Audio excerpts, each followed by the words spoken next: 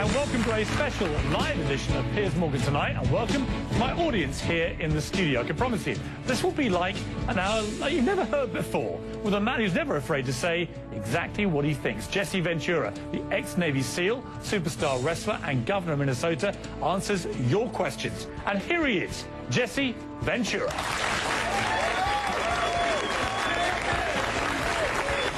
Good to see you. Good to see you. Come on up. Good. Thank you. Thank you.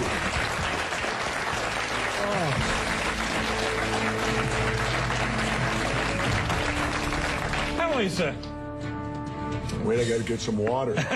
I got to get ready for you. I'm doing good, Piers. We've got an hour ahead of us. We'll cover lots of ground. I want to start, though. You said earlier that all wars were about, oil and corporations. They are, but they're all religious-based, too. So they're all about religion and oil and corporations. Could be, and sure. occasionally getting rid of the Nazis. Yeah. So my point is that the wars can be over many things. The Nazis was religious too. Look what they did to the Jews. So that brought religion in. Vietnam was religious because Diem, our puppet president, and our country brought 100 Christian Vietnamese down to the south to be the government. Well, the southern Vietnamese didn't like these religious characters from up north, so they then became the Viet Cong. So all wars, pretty much in my lifetime, have had some religious basis, but certainly big business gets in there because wars are very profitable to certain big businesses. And, of course, big business needs to be in the Middle East so that we can get the oil out of the Middle East, so we can get the lithium out of Afghanistan. You know, they discovered a vein of lithium there they say is worth $1 trillion. Well, what is lithium used for? Every cell phone, computer, and soon-to-be electric cars. Let's talk about why we're really there. We're not there. How does any of these wars affect our freedom in any way? The United States is not in any threat. They're not going to do a Normandy invasion on us, Al-Qaeda in Virginia. No, but hang on, you're being slightly naive, aren't you? Because I'm not being naive, sir. I think you are being naive. No. Because I think that it's clear one of the main reasons that America went into Afghanistan was to try and get Al-Qaeda dismantled, the organization which committed the 9/11 atrocity. Really? Well, you don't think so? Well, how come Al-Qaeda put the heroin business out? They took all the poppy growers and stopped the production of heroin. What would you have done? Wait, now how much of that illegal heroin was propping up the international banks with laundered money, and when it dried up, the first recession happened? Well, now that we're back in there, we aligned with the poppy growers, and the heroin business is back up full swing again. I thought we fight a war on drugs here. All right, Jesse, we're not. What would you have done on September the 12th, 2001? What would you have done if you'd been president? What would I have done? Yeah. I would have done a legitimate investigation to find out what exactly happened on 9/11. How did they know who did this so quickly like they did Lee Harvey Oswald?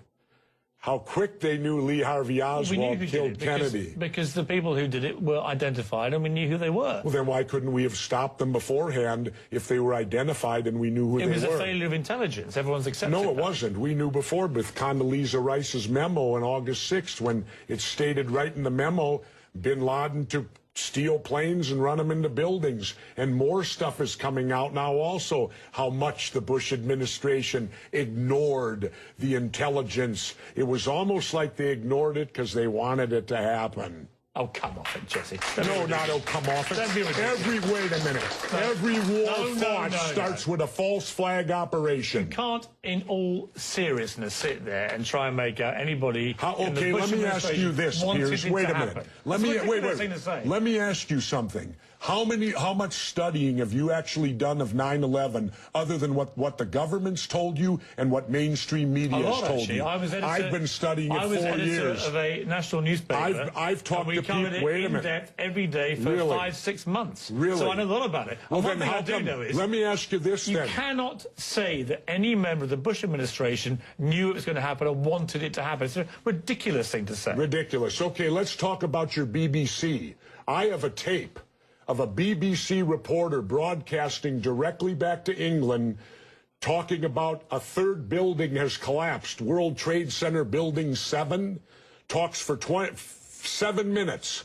All the while she's talking, World Trade Center Building 7 is still standing right behind her. It didn't fall for another half hour, yet they were doing a pre-broadcast back to England that, yes, it's true, you need to that this building fell and it hadn't fallen yet. If you're trying to make out the British Broadcasting Company, one of the most respected news organisations in the world, was inventing huge buildings falling over, you need to have a break, Jesse. We'll come back after the break and we'll talk about Israel and Iran. Are you kidding me? This is a fact, my friend.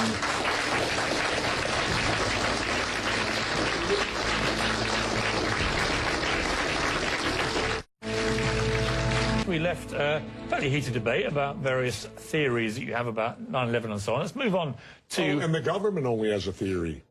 Right, well, the government has... No, this is a theory. Their theory is 19 Islamic radicals armed with box cutters defeated our multi-billion-dollar air defense system, all while conspiring with a bearded guy in a cave in Afghanistan. That is exactly what happened. That's their theory. No, that's not a theory, it's a fact. That's their theory. No, Jesse, that's a fact. That's what happened. Really? Yes, I'm sorry to kill your conspiracy theories, but that is what happened. Then why haven't anyone been brought up for trial?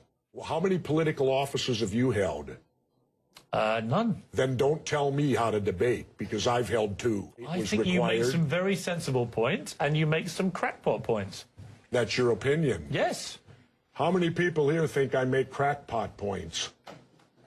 Yeah. 1. How many think I make sensible points? You're in a minority, my good friend. You're the minority.